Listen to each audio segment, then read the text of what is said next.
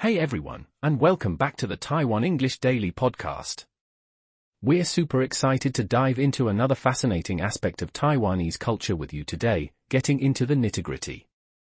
That's right, and in true teaching_mode style, we're here to help you learn everyday English, focusing on Taiwan's daily life, from food habits to common myths.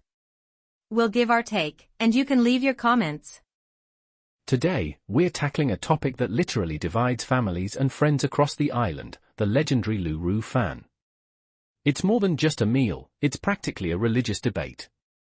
I mean, seriously, the question of to stir or not to stir your Rou Fan can get pretty intense.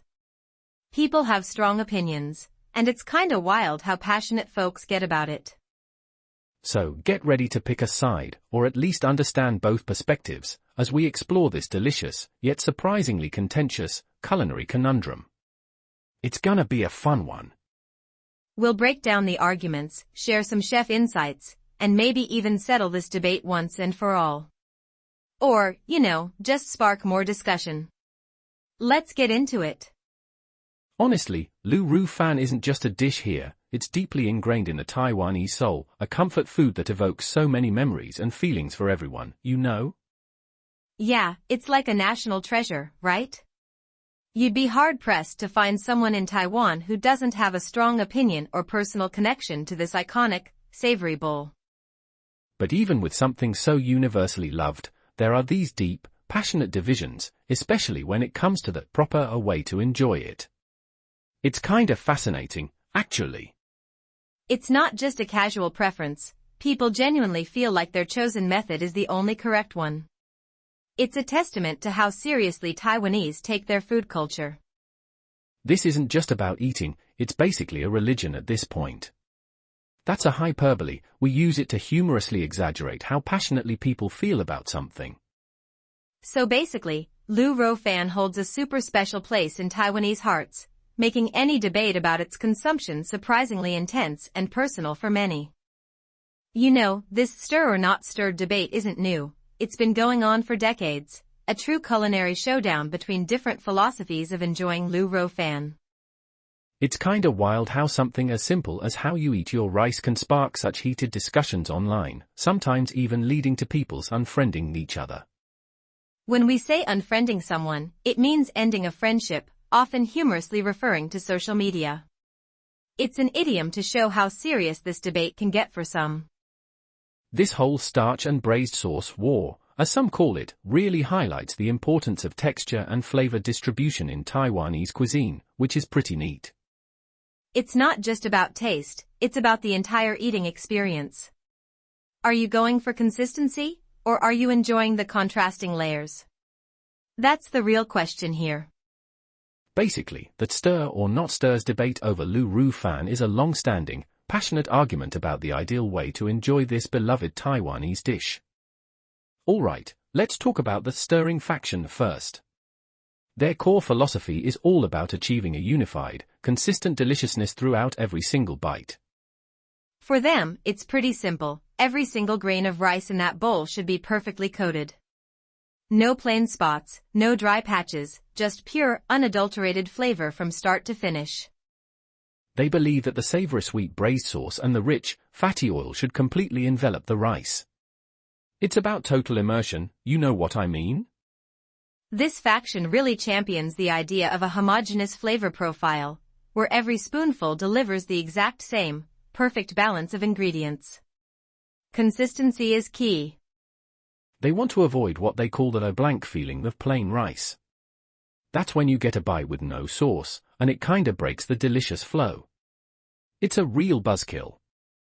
In short, the stirring faction prioritizes coating every rice grain evenly to create a consistent, delicious flavor experience in every single bite. So, for the stirring enthusiasts, a huge part of their sensory experience is chasing that emulsification effect. It's all about achieving that perfect texture.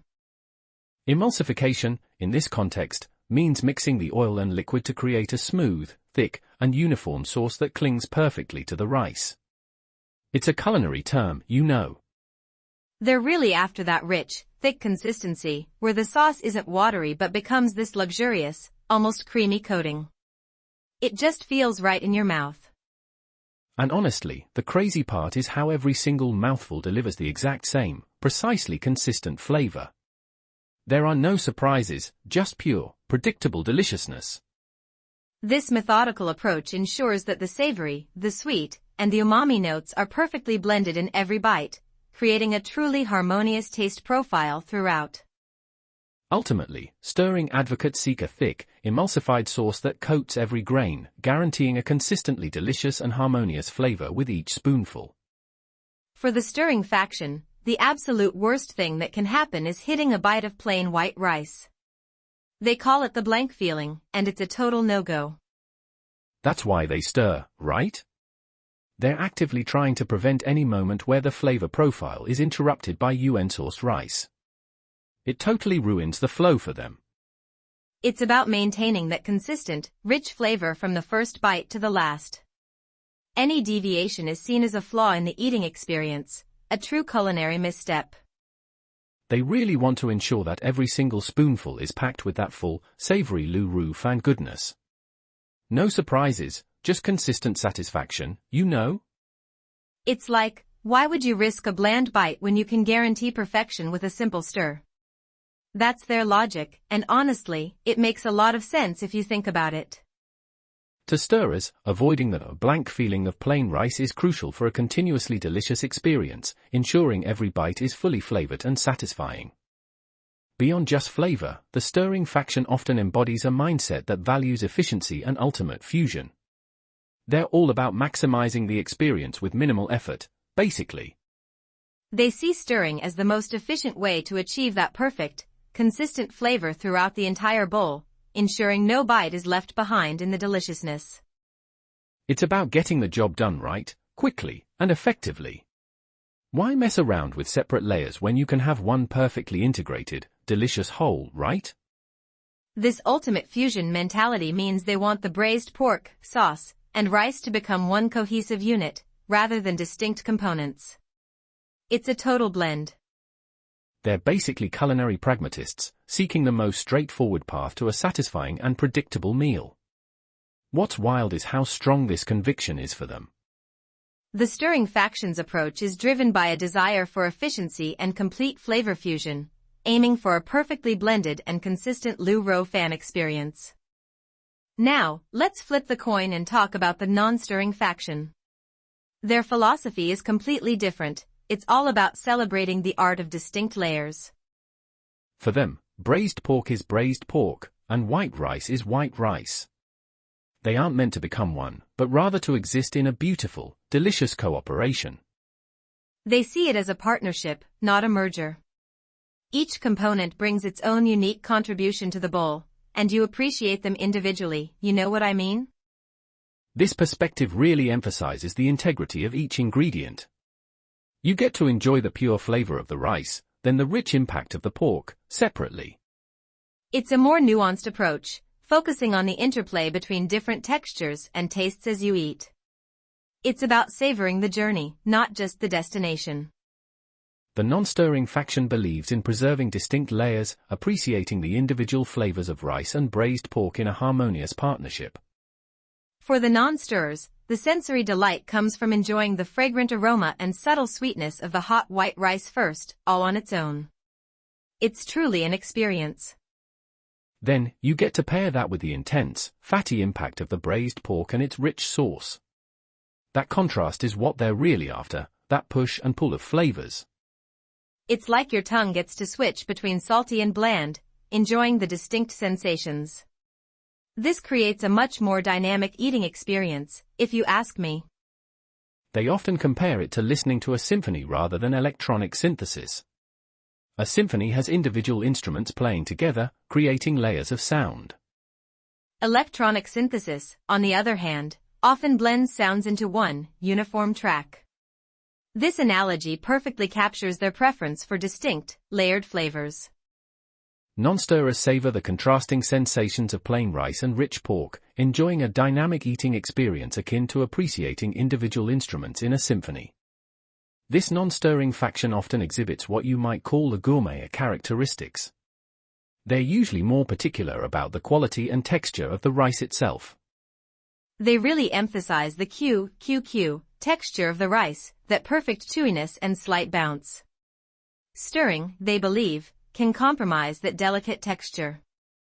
If you stir too much, the rice grains can break down a little, losing that distinct, individual graininess that's so prized by true rice connoisseurs.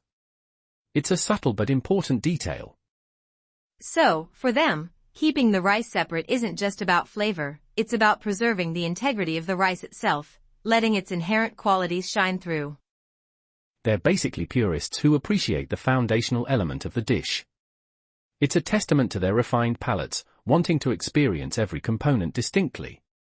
Non-stirrers, often with a gourmet mindset, prioritize preserving the QQ texture and distinct graininess of the rice, viewing it as a crucial part of their eating experience. What's wild is that some famous Rou Fan restaurant owners actually go as far as to stop customers from stirring their bowls. They see it as an insult, believe it or not. I mean, can you imagine? You're just trying to enjoy your meal, and the chef is like, hold on a minute. It's because they've put so much effort into the layering. For these master chefs, the way they carefully arrange the braised pork on top of the rice is a deliberate act, part of the intended presentation and eating experience. They've painstakingly simmered that braised sauce for hours, sometimes even days. To them, stirring it all up is disrespecting that craftsmanship and hard work. It's like they've composed a masterpiece, and you're just, smashing it all together. It's a pretty strong stance, but you can kinda understand their passion. Some chefs view stirring Rou Fan as an insult, believing it disrespects their careful layering and the extensive effort put into crafting the dish's distinct components. This whole debate also ties into the consistency of the braised sauce itself. Some sauces are super thick and gelatinous, packed with collagen, while others are thinner. A thicker, more collagen-rich sauce might actually lend itself better to stirring because it creates the desirable emulsified texture more easily, clinging to the rice perfectly. Collagen, is a protein that breaks down during slow cooking, giving the sauce a rich, sticky mouthfeel. It's what makes some braised dishes so luxurious. But if the sauce is thinner, stirring might just make the rice soggy and lose its integrity, which is definitely something the non-stirrers would want to avoid. So, the sauce's texture and its collagen content could actually be a pretty big factor in whether stirring is necessary or even beneficial for the overall experience. The thickness and collagen content of the braised sauce can significantly influence the stirring debate, with thicker sauces potentially benefiting more from it. Beyond taste and texture, there's also the whole aspect of presentation. For many, a beautifully presented bowl of Rou Fan is part of the initial appeal. The way the glistening braised pork is carefully spooned over the pristine white rice, maybe with a slice of pickled daikon or an egg, creates a visual feast. Stirring immediately disrupts that visual artistry, turning a carefully composed dish into, well, a mixed-up mess. For some, that's just a tragic loss. The non-stirrers really appreciate the aesthetic value before they even take a bite. It's part of the anticipation, that moment of appreciating the chef's work. But for the stirring faction, that visual appeal is secondary to the functional mixing needed for optimal flavor distribution. It's a priority clash, pure and simple. The debate also involves presentation, with non-stirrers valuing visual artistry and stirrers prioritizing functional mixing for optimal flavor distribution. This whole Rou Fan debate also touches on a broader cultural discussion in Taiwan, the balance between respecting tradition and embracing innovation in cuisine. Is stirring a modern innovation that enhances the dish, or is it a departure from a long-standing tradition of how Rou Fan was originally intended to be eaten? Some might argue that traditional eating methods are part of the dish's authenticity, and any deviation, like stirring, somehow lessens its cultural value. It's a deep thought. On the other hand, others believe that food culture should evolve, and if stirring makes the dish more enjoyable for some, then it's a valid and acceptable adaptation.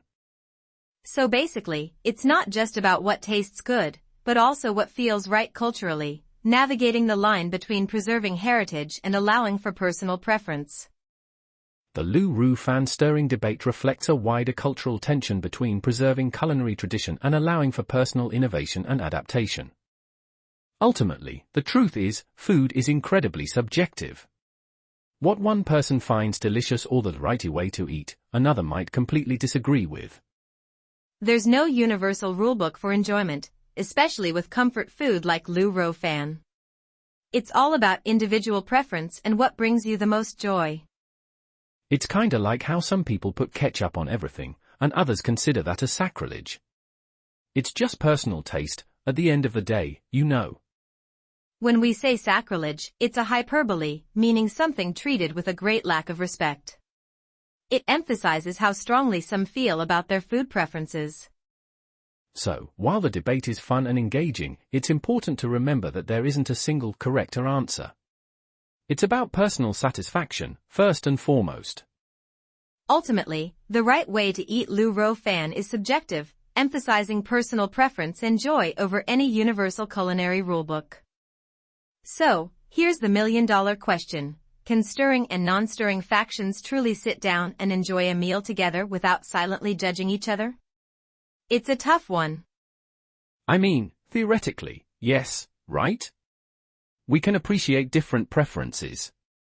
But honestly, I've seen some intense stares across the table when someone starts stirring. It highlights how deeply personal food choices can be, and how sometimes, even with friends, our culinary convictions can create a tiny, unspoken tension. What's wild is that this debate, while seemingly trivial, is actually a fun way to explore cultural nuances and individual preferences within a shared love for food. So, while we might never truly settle the stir or not stir debate, perhaps the real takeaway is respecting diverse approaches to enjoying a beloved dish. Live and let live, right? Ultimately, peaceful coexistence between stirrers and non-stirrers relies on mutual respect for diverse culinary preferences, even amidst passionate personal convictions. And that's a wrap on our deep dive into the Rou Fan stirring debate. We hope you enjoyed exploring this delicious, yet surprisingly complex, aspect of Taiwanese food culture with us. It's been super fun discussing the different philosophies behind enjoying this iconic dish. Maybe you've even found yourself leaning towards a new side after hearing all the arguments. We'd absolutely love to hear your thoughts. Are you a dedicated stirrer, a firm non-stirrer, or do you swing both ways depending on the day? Let us know your sacred vote. Head over to our social media pages, find this episode, and leave a comment. Tell us your Rou Fan confession. We genuinely can't wait to read what you all have to say. And hey, if you enjoyed this episode and want to keep learning everyday English with us, focusing on Taiwan's fascinating daily life, please hit that subscribe button. Don't forget to like this episode and share it with your friends who also love Rou Fan. Your support really helps us out. Thanks for tuning in, and we'll catch you next time.